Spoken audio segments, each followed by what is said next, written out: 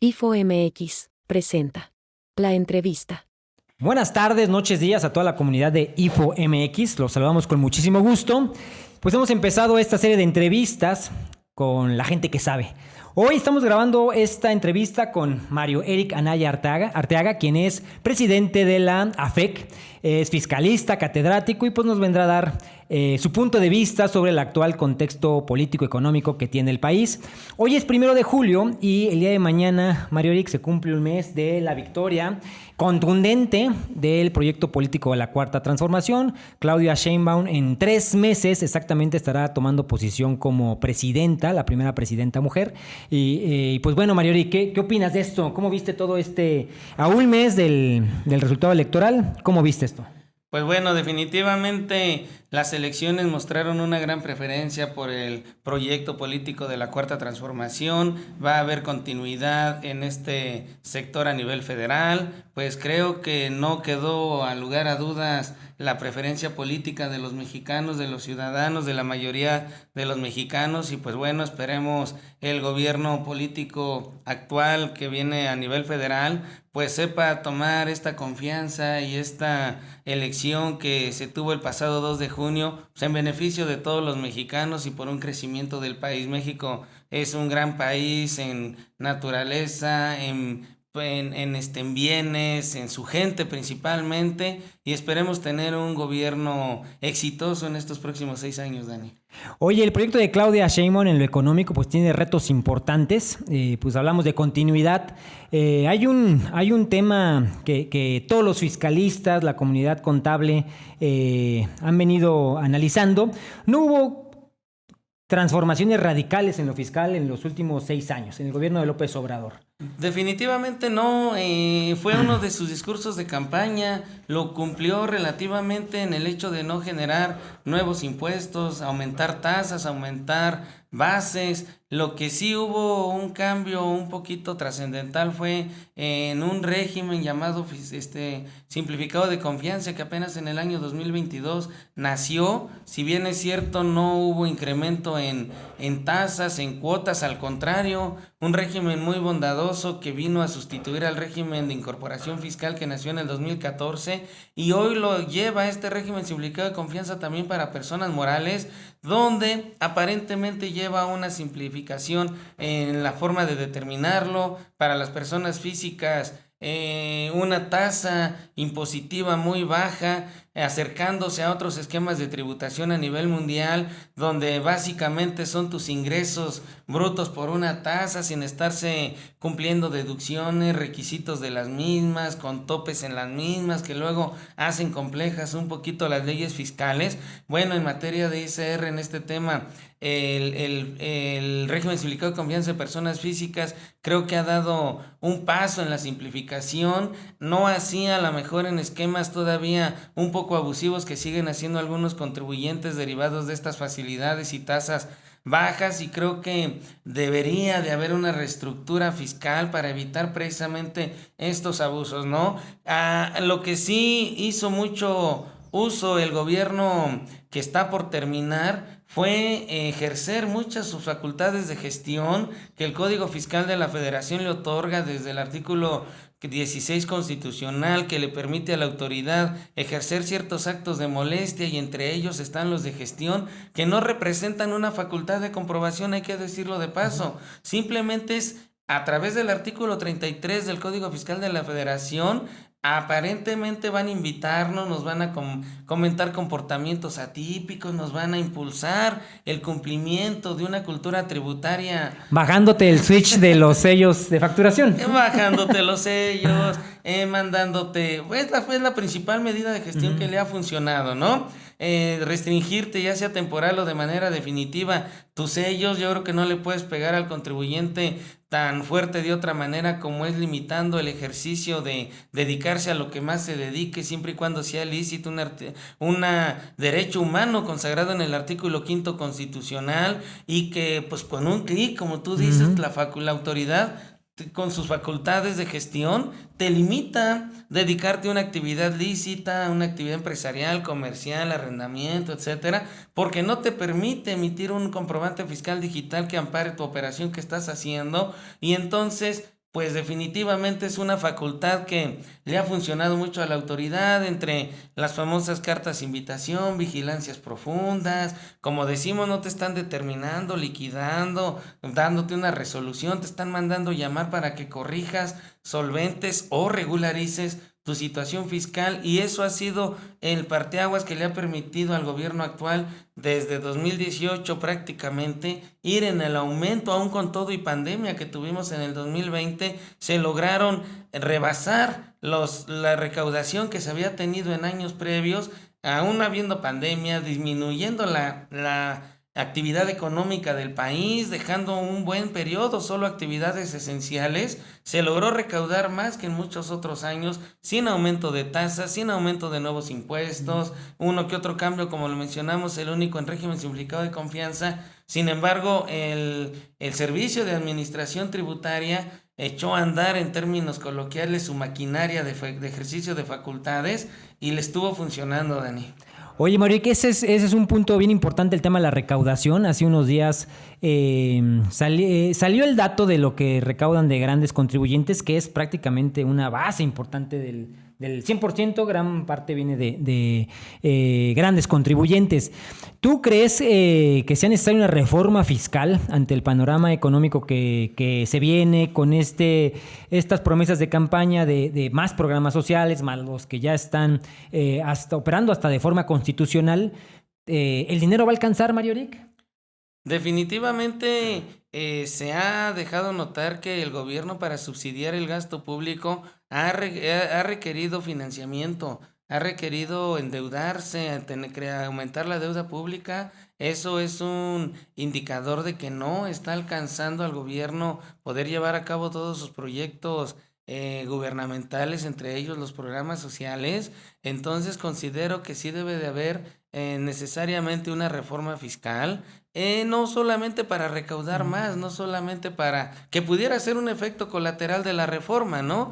Pero sí en el ánimo de marcar con más equidad, con más proporcionalidad el pago de nuestras contribuciones, como el día de hoy nos lo establece el artículo 31, fracción cuarta de nuestra Constitución, que nos habla de unos principios muy básicos en materia de contribuciones, y entre los que podemos mencionar y destacar, y hacia donde pudiera ir dirigida una reforma fiscal, es en la materia de proporcionalidad y equidad en el pago de las contribuciones entre los mexicanos, ¿no? Comentabas, acaban de nombrar un dato por ahí de cuánto se recaudó a grandes contribuyentes, que son pocos en cantidad, muchos en lo que recaudan, y pues da a notar que a lo mejor en años pasados o en gobiernos anteriores había cierta discrecionalidad al momento de exigirle el pago de las contribuciones a estos contribuyentes. A estos gigantes, a estos grandes corporativos. Sí, ¿no? Claro. Y entonces, bueno, hoy nos dan una muestra de que sí recaudan, que por ahí había algunas cuestiones de impunidad tributaria, de exigencia del pago correcto de las contribuciones de estos monstruos, como lo dices, ¿no? De hecho, había parte de la narrativa del actual presidente, todavía presidente, mejor dicho, López Obrador, fue esto de que estos grandes corporativos, estos grandes contribuyentes, como se les conoce en lo técnico, no pagaban impuestos, ¿no? FEMSA, Bimbo, los bancos, ¿no? Había esta narrativa que, bueno, en una parte era falaz, ¿no? Uh-huh. Pero en otra parte sí les ajustaron las presiones, las facultades para que aportaran al erario, ¿no? Sí, definitivamente, constitucionalmente, ahí muy oculto, guardadito, había una facultad exclusiva del presidente de poder condonar impuestos, poder condonar contribuciones. Y pues seguramente el espíritu de esa normatividad fue en casos de cuestiones como lo que ahorita se ve en el clima, que haya algunos casos fortuitos, fuerza mayor, algunos desabastos de algún agua, etcétera, y que provocaron una disminución en la productividad, y con el ánimo de fomentar la creación de empleos o ayudar a personas afectadas por ciertas cuestiones naturales como huracanes y demás, pues tuviera esa facultad del gobierno de decir, pues a este sector, a este grupo, a esta zona hay que condonarles, ¿no? Sin embargo, se fueron a la literalidad de la expresión de condonar impuestos facultad del presidente y les condonaban muchos impuestos a estos grandes contribuyentes. Oye, Mario Eric, y bueno, mencionábamos antes de esto, de este último punto que comentamos, ¿cuál sería el mecanismo de esta reforma fiscal posible? ¿De proporcionalidad, decías? Sí, que se vaya aparejado al momento de emitir las legislaciones fiscales, muy arraigados estos principios de proporcionalidad y equidad. Hay el hecho de hacer bastantes distinciones dentro de los mismos regímenes fiscales, hacen que haya cierta inequidad, cierta desproporcionalidad en los impuestos, ¿no? A veces algunos intentos fallidos, como en su momento el famoso régimen de pequeños contribuyentes y régimen intermedio, que por ahí unos pesitos más, unos pesos menos hacían que unos pagaran de una manera, una cuota fija sin emitir comprobantes, sin llevar contabilidad, y de repente por unos pesos más ya empiezas a llevar contabilidad y empiezas a emitir comprobantes, pero hasta ciertos millones más. Después de unos pesos más ya no pagas un 5% al Estado y ahora pagas una tasa normal como para todos. Creo que sí pudiera replantearse un esquema de tributación sencillo,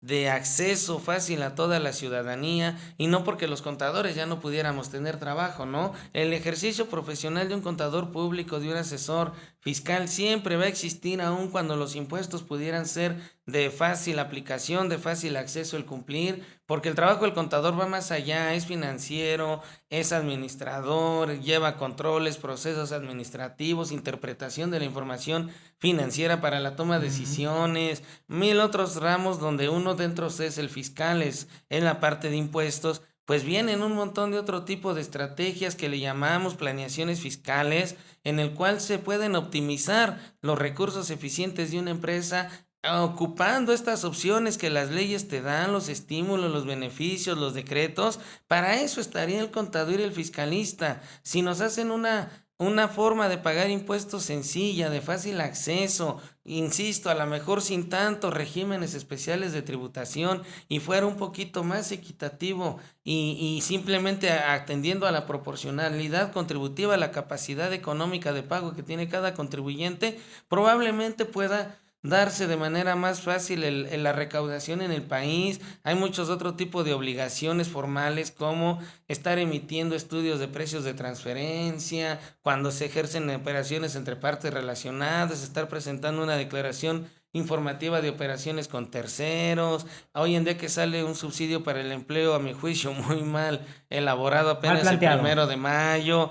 Todo esto viene a complicar que sea de un sencillo pago de impuestos, un acercamiento entre autoridad y contribuyentes, y creo que hace falta una reforma fiscal que haga pues más familiar, más dócil el cumplimiento de estas obligaciones, ¿no?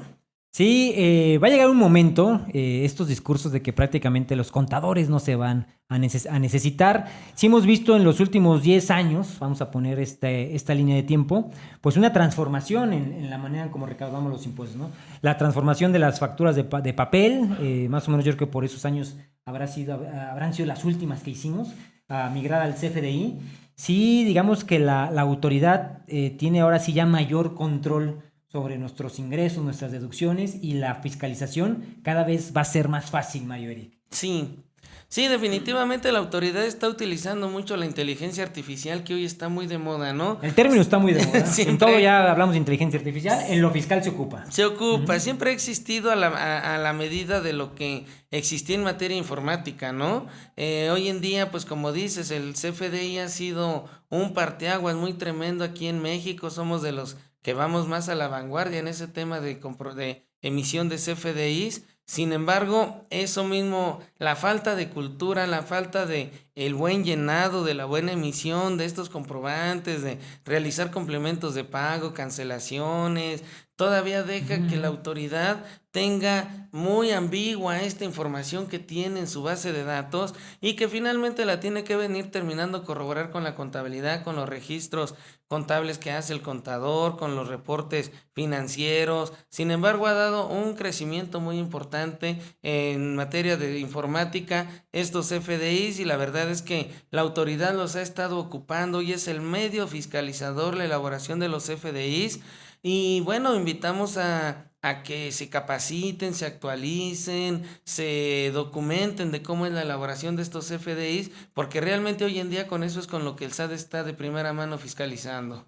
Sí, las cifras de cuánto invierte el SAT en fiscalizar, invierte muy poco y recauda mucho dinero, ¿no? Eso es impresionante el dato. Sí, así hay datos donde cuesta Centavos, creo. Centavos, 20 centavos recaudar 1,000 pesos, no recuerdo con precisión, pero cuesta centavos recaudar N cantidad de pesos, no un peso, o sea, N cantidad de pesos. Si no mal recuerdo, creo recaudar 100 pesos cuesta 20 centavos, desde la parte tecnológica, en ejercicio de estas facultades de gestión donde mandan cartas invitación, mandan comparativos entre lo declarado y lo emitido en CFDIs. El contribuyente empieza a hacer un análisis de la información que no cuadra entre los CFDIs emitidos con lo declarado y muchas veces encuentra errores, encuentra omisiones y es lo que a la autoridad le ha estado sirviendo hoy en día. Oye, Mario, pero volvemos, este es un punto importante. Que bueno, habría que hablar de ampliar la base recaudadora, porque todo esto que estamos hablando, llegamos al punto que siguen pagando los mismos de siempre, los cautivos, ¿no? Sí. Habría que implementar medidas para empezar a recaudar a ciertos sectores de la economía informal, que es una parte medular de la economía del país. Estamos hablando prácticamente de un 50% de economía informal, que pues no aporta, no paga impuestos.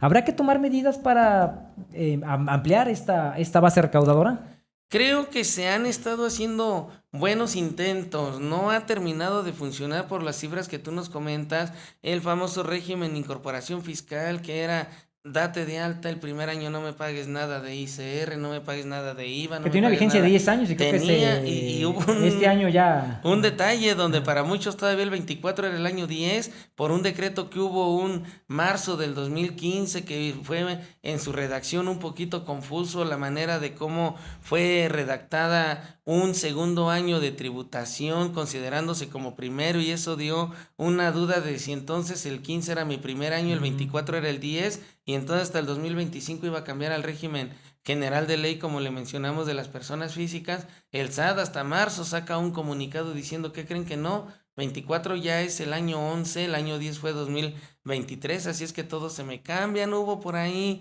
un poquito de confusión, empatía, polémica. Y del SAT empatía al permitirnos los sistemas hacer retroactiva una modificación de obligaciones por este cambio, etcétera. Sin embargo, insisto en la pregunta inicial, que si habría que estar buscando cómo combatir la informalidad, siento que sí, le falta al gobierno a través de las leyes fiscales poder buscar esos mecanismos de incorporación a la formalidad. Sin embargo, pudiera venir acompañado y a lo mejor dirías, ahora nos vamos a contradecir un poquito con lo que decía hace un rato, que fuera a todos parecía por igual, ¿no? Sin embargo, creo que se tiene muy bien identificado aquel contribuyente de nuevo ingreso que entre no a un régimen distinto, sino a través de una serie de estímulos y beneficios que se den por cierto periodo a aquel contribuyente que se dé de alta por primera vez sin cambiar regímenes ni nada, simplemente ciertos beneficios. Y creo que puede ser muy sano el hecho de que la autoridad incremente esta base recaudatoria porque,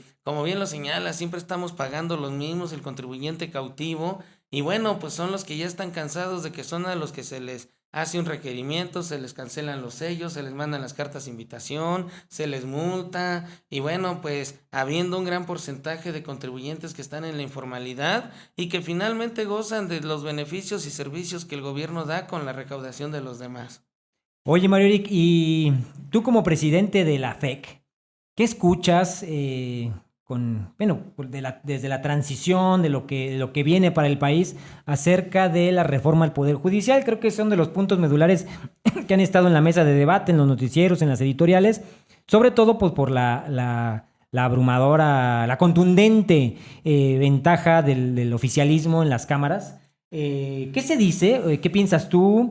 ¿Cuál es el panorama de los profesionistas de la contabilidad y de abogados con quienes también tienes contacto, platicas, colaboras? ¿Qué se dice? ¿Cuál es la opinión de estos sectores, Mario Eric? Sí, Y también tu opinión, obviamente, ¿no? Sí, claro. Hemos notado cierta incertidumbre de cómo serán los procesos de elección en caso de aprobarse esta reforma al Poder Judicial, cómo serán esos mecanismos, esos procedimientos, esos requisitos para poder ser jueces y magistrados. Si bien es cierto, la reforma los contempla, a mí desde mi particular punto de vista me preocupa que dentro de esa procesos, de esa planeación, dentro de esos requisitos, pues no pudiera haber actos de corrupción poniendo pues al amigo, al conocido, que sea realmente aquel que cumpla con esos conocimientos, con esos cursos de actualización, con ese tipo de requisitos que se están poniendo, ¿no? O sea, si dice, sí, deberá de demostrar que cumple con esto, pero finalmente, ¿quiénes van a ser los que van a calificar, evaluar y reclutar a esos candidatos que van a ser elegidos en voto de elección popular para ser nuestros jueces y magistrados? Al sector en el que actualmente representamos y lo que hemos escuchado, sí le está generando mucha incertidumbre de saber quiénes serán, qué perfil van a tener Sobre aquellos que todo, mira, estén. más allá de eso, empezando por el mecanismo de cómo se va a hacer, ¿no? No sé, mira, yo desconozco si la reforma ya contempla el mecanismo, será el propio organismo electoral, lo que conocemos como el INE, que también aparentemente se entiende que va a tener reformas. ¿Es parte de la incertidumbre esa? Exacto, es parte de la incertidumbre que en nuestro gremio ha estado generando el proceso de elección, para ser primero candidatos y luego para ser votados, y quiénes o en qué comisiones o en qué institutos va a recaer esa responsabilidad. En la legislación nada más viene un proceso general, sin embargo, como siempre en reglas particulares ya vienen cuestiones más específicas de quiénes van a integrar esos institutos, esas comisiones, y ahí es donde puede entrar un poco de incertidumbre. Muy bien, Mario Eric. Oye, en materia de seguridad social, en materia laboral, este gobierno, pues, digamos que tocó nervios sensibles y pues yo creo que gran parte del éxito electoral que tuvieron fue el tema del outsourcing, el tema de las vacaciones. Y hay reformas todavía pendientes como la reducción de la jornada laboral. ¿Tu opinión de eso cuál ha sido a lo largo de estos 6 años, más lo que pudiera venir, ¿no? Con reformas que están ahí todavía en espera de ser aprobadas? Definitivamente hubo un avance en los derechos laborales, lo cual es plausible al gobierno federal este tipo de iniciativas, ya que comparándonos con otros países de rango alto que forman parte de la OECD, habíamos estado abajo en reconocerle ciertos derechos laborales a la clase trabajadora. Sin embargo, creo que el gobierno debería de analizar, seguir promoviendo este tipo de reformas, pero también impulsando al que las absorbe, al que las tiene que compensar, que en este caso es el sector patronal, el empleador. Yo creo que son muy buenas, no se les quita la buena intención de disminuir la jornada laboral, aumentar el número de vacaciones, aumentar en grandes porcentajes el salario mínimo. Todo esto es plausible en temas de pensiones. Hubo una modificación también de disminuir el número de semanas cotizadas.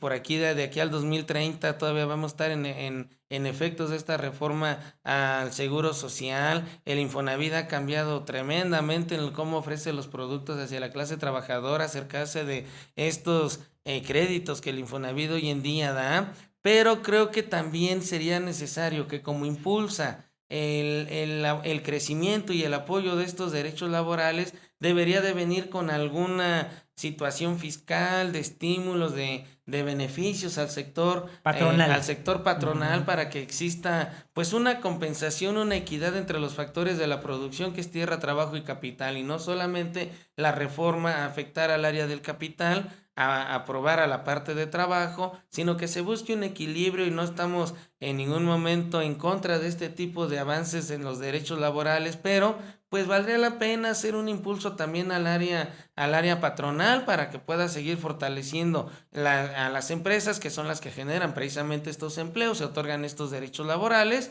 Y bueno, invitar también al sector patronal que se acerquen con verdaderos profesionales de la materia que no estén por ahí recomendando prácticas fiscales agresivas, como lo mencionas, el outsourcing que estuvo ahí en la Ley Federal del Trabajo del 2013 al 2019 y que solamente sirvió para que muchos que realizan un fraude a la ley, un abuso del derecho, tomaran esas leyes protectoras para hacer perjuicio a la clase trabajadora, ¿no? Entonces, acercarse a verdaderos profesionales éticos y responsables. Y el tema con esto que mencionas, que muchas veces no era la excepción a la regla, sino eran prácticas que se empezaban a hacer comunes, ¿no?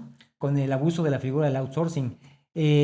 Otro punto importante, Mario Eric, igualmente en regresando otra vez a este gobierno que termina, la reforma fiscal penal, que la conocimos así. Sí. Un tema que va, yo siempre he pensado que va mucho enfocado al tema de la cultura fiscal, con el tema de los factureros, ¿no? Que también es una práctica que se vino haciendo como popular. Deporte nacional. Y había hasta planeaciones fiscales que contemplaban estos esquemas que ya caíamos en lo ridículo. Ha habido mejoras, quedaron en buenas intenciones, la práctica disminuyó o prácticamente estamos igual que en los periodos anteriores. Sobre todo en el periodo anterior, en el gobierno de Enrique Peña Nieto, que fue donde explotó la práctica de la compra de facturas.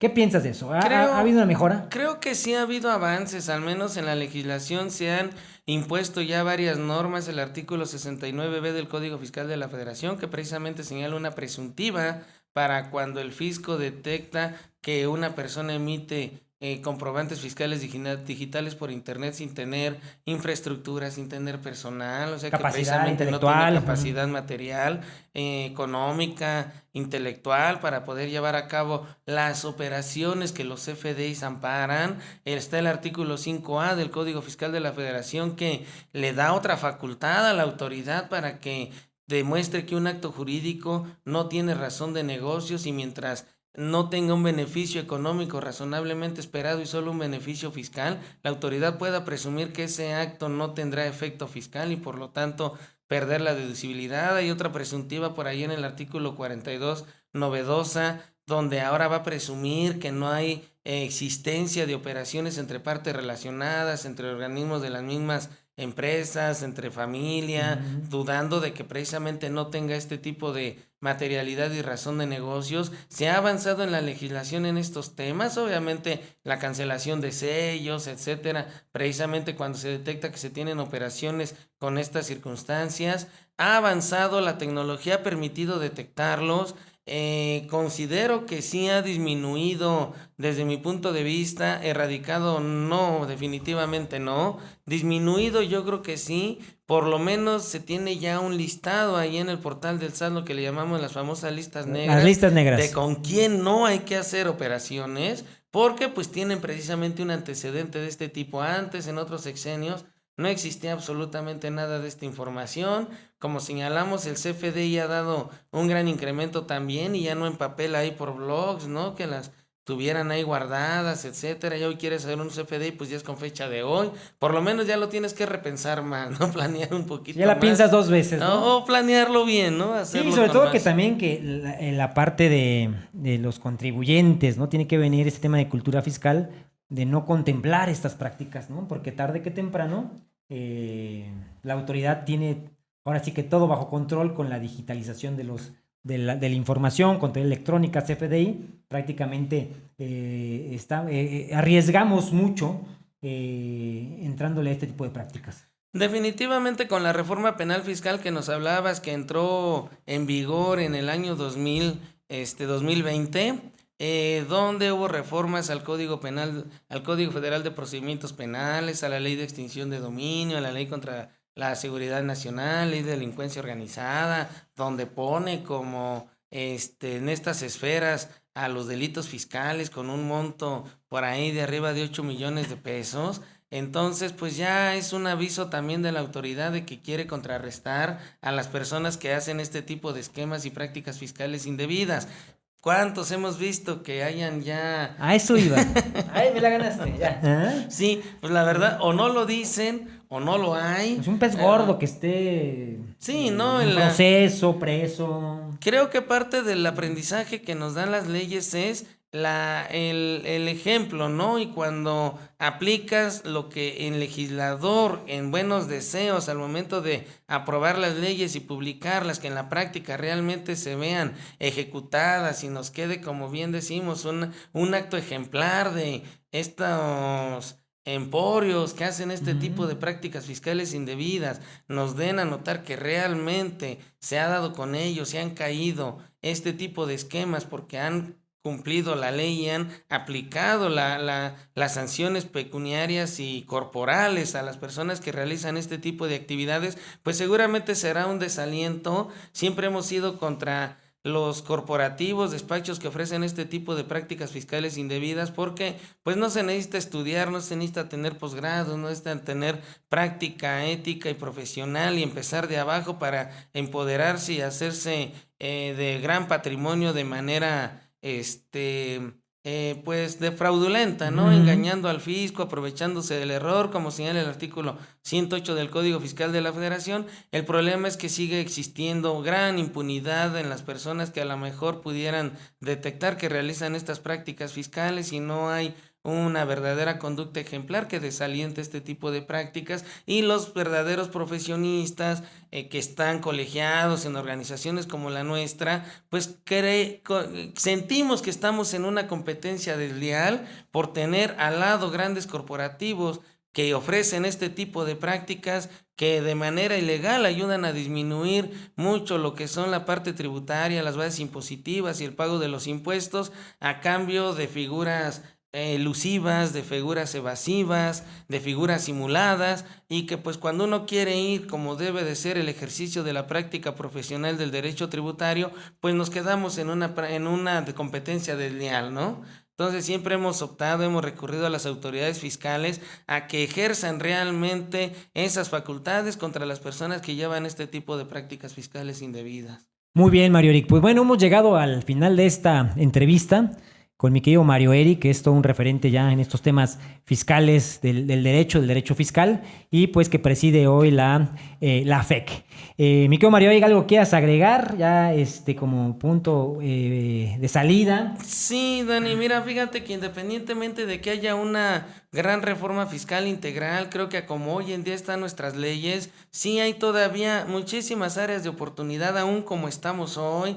Por mencionarte algunos, quitar esa no deducibilidad del artículo 28, fracción 30, donde por pagarle a un trabajador prestaciones exentas, que a veces no son ni por gusto, sino por obligación laboral, yo no pueda disminuir al 100% dentro de mis deducciones esos pagos si son no deducibles en un 47% de verdadera violación al principio de proporcionalidad tributaria, entre algunas otras, no sé, volver a incentivar la actividad económica en el país después de la pandemia, dando beneficios como la deducción inmediata de inversiones, para algunos agricultores la deducción de los terrenos, en materia de IVA a lo mejor grabar algunas cuestiones como son joyas, artículos suntuarios que el día de hoy están exentos y que pues quien los adquiere tiene la verdadera capacidad económica, por mencionar algún otro, un verdadero subsidio para el empleo bien redactado, bien elaborado, que beneficie realmente al trabajador que menos gana, pero no le perjudique al patrón, el sí poderlo acreditar, y no sé, cerrando a lo mejor la esfera en estos temas en el Código Fiscal, ejercer un poquito más de convivencia entre la autoridad y el contribuyente para el pago de las contribuciones. En fin, hay muchas áreas de oportunidad actualmente, aún en materia de IVA, que creo ayuda mucho a lo que es la parte de tener una vivienda digna, donde hay un decreto que no ha sido incorporado en ley, donde todos aquellos que sean servicios parciales de construcción no cobren el IVA, no encarezcan la vivienda, pues no pasaría nada que lo metan a ley, que sea como una economía de opción de aquellas que nos habla el artículo 6 en su último párrafo de este artículo del Código Fiscal de la Federación, y no sea una autorización, no sea una solicitud, sea la verdadera aplicabilidad de este tipo de beneficios enmarcados en la norma jurídica, aún con lo que hay muchas áreas de oportunidad para hacer una verdadera reforma fiscal que beneficie a los contribuyentes, genere esta facilidad en el pago de las contribuciones y cumpla a cabalidad la manera de pagar de manera proporcional y equitativa nuestras contribuciones. Y que pueda un poquito incentivar la inversión, que vea que México tiene un panorama legal atractivo, ¿no? Y que se puedan venir ciertos capitales que pudieran ver eso como bueno, ¿no? Así es, Dani. Muy Pues bien, sí. Mario Eric. Pues te agradecemos el espacio, querido Mario Eric. Como siempre es un gusto tenerte en estos foros, hoy a modo de entrevista. Ya habrá oportunidad de tenerte en el foro de IFO MX con temas de capacitación y actualización fiscal, que sé que eres tú el máster en estos temas. Dani, pues tú sabes que para mí siempre un gusto cada que nos invitas. Te quiero felicitar por toda esta cultura que a través de tus cursos, a través de estas entrevistas, fomentas entre los contribuyentes, la ciudadanía en general, y uno gustoso de siempre estarte apoyando en estos proyectos que innovas, Dani. Muchas felicidades. Ya te pasaré el link de la entrevista porque tú sí eres rockstar y tú la mandas y todo el mundo la va a ver. Pues esperemos que entre nuestras instituciones en las que trabajamos y han confiado en nosotros, hoy en día me siento muy a gusto por presidir la Asociación de Fiscalistas del Estado de Querétaro, que ha tenido un referente aquí a nivel estatal y nacional, ser catedrático de algunas universidades, trabajar en las cámaras de comercio aportando al sector Haces comercio. tu labor, Mario Eric, en esta cultura fiscal que es muy necesaria. Pones tu grano de arena y pues lo haces muy bien, y igualmente pues gracias por el espacio y felicidades por todo ese trabajo. Igual por tu parte privada de tu despacho, pues también has tenido un crecimiento brutal y pues felicitarte también en esta parte, Mario Eric. No, Dani, pues muchas gracias. Lo hemos dicho fuerte quedito, nada de esto es posible si no tuviéramos grandes colaboradores, apoyos en nuestro despacho, en AFEC, en Canaco, y personas como tú que nos invitan y que confían en nosotros y simplemente aportamos lo que nos toca, Dani. Muchas gracias. Dale, gracias a toda la comunidad de IFO MX por estar viendo esta entrevista, y pues los mantendremos informados e informadas de los próximos eventos en capacitación que vamos a tener. Gracias, buenas noches, tardes, días. Seguimos aquí en contacto a través de nuestras redes sociales. Hasta pronto.